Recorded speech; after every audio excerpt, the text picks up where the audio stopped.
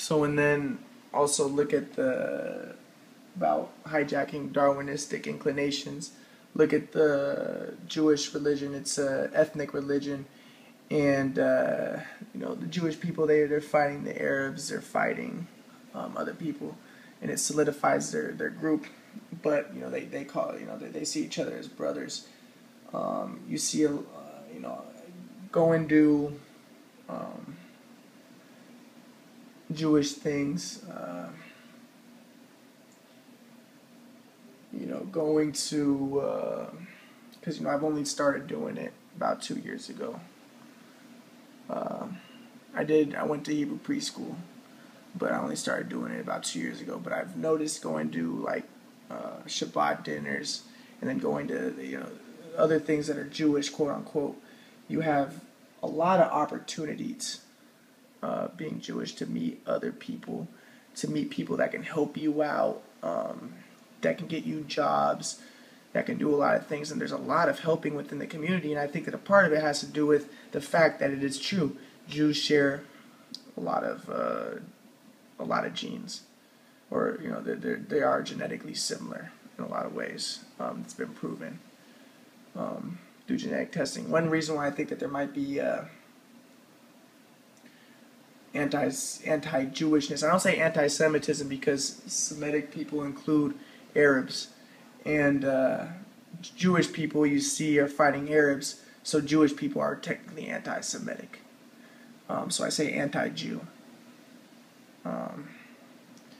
So the reason why people are more anti-Jew is part of it could also be that, remember I talked about in the first lecture, the fact that there is, the African DNA.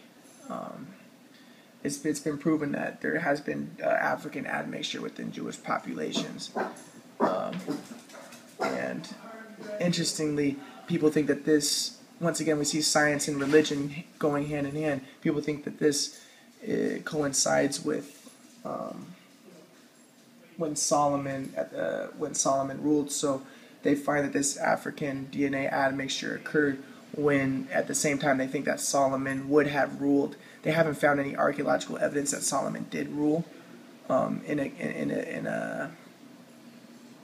had Solomon's temple. They haven't really found that, but they say that this genetic evidence may indicate that Solomon's rule was true because, according to the Bible, Solomon had thousands of wives and he had African wives.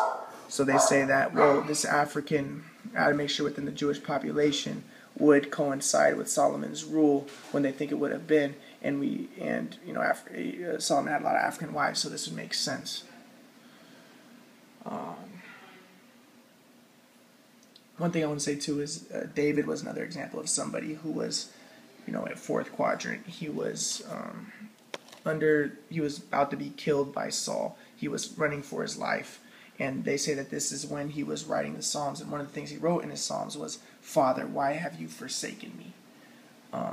What a lot of people don't realize is almost everything, well, most of the things that Jesus said, a ton of things. So for instance, things like love your neighbor as yourself, and man does not live off of bread alone. All these sayings that Jesus said were actually in the Old Testament. And this makes sense that, Jesus was a Jewish rabbi. So the fact that he would be, quoting from the Old Testament a lot would make sense. And one thing that he did say before he died was, "Father, why have you forsaken me?" According to the Gospels stories.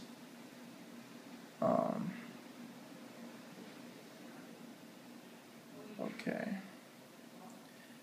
Now, what was I going to say? Alright, well, let's look at Plato, too. Plato had the divided line. There was Plato's divided line that he talked about in the Republic, where he says that there's the 4 levels of knowledge. The first level is opinions and illusions, so this makes sense. This would be first quadrant oriented. Second level was beliefs about physical things, including empirical science. So this is beliefs. This is second quadrant. Third level is mathematical reasoning, including theoretical science. This would be the third quadrant. We have thinking. An interesting thing is I forgot to mention that emotion, this is the third quadrant, emotion is very important for learning. And this makes sense because this is a rational quadrant, rational egoistical quadrant, and emotion apparently is essential to learning. And if people have their emotional part of their brain compromised, then they have a very difficult time learning. Also, doing is very important in learning, and dreaming. So thinking, emotion, doing, and dreaming are very important in learning. So, but back to the levels of, or types of knowledge we have. The fourth level is the philosophical understanding, noesis, and this is knowledge of the forms. Remember, I said that Plato said that there is possibly only one form, and that is the good, the form of the good, and I think that that form is the quadrant, the cross. A fascinating thing is he did some sort of geometric reasoning behind these levels, and according to his geometry, the first level was the smallest. The second two levels were equal, and the third level, or the second two levels, so that 2 and 3 were equal, and the fourth level, the philosophical, he said is the largest. It was big enough to encompass them all. But the thing was, according to his geometric reasoning, he said that the second and third level were equal, but he said that in another part, he said that the third part is larger than the second part.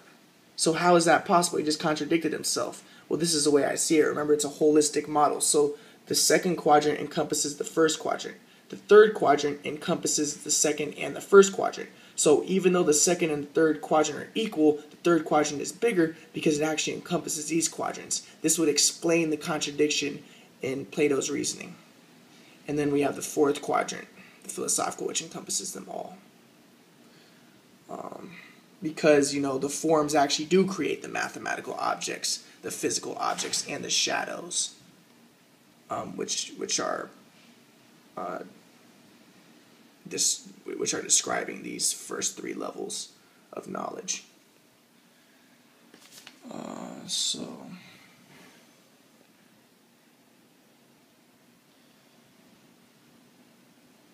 what else?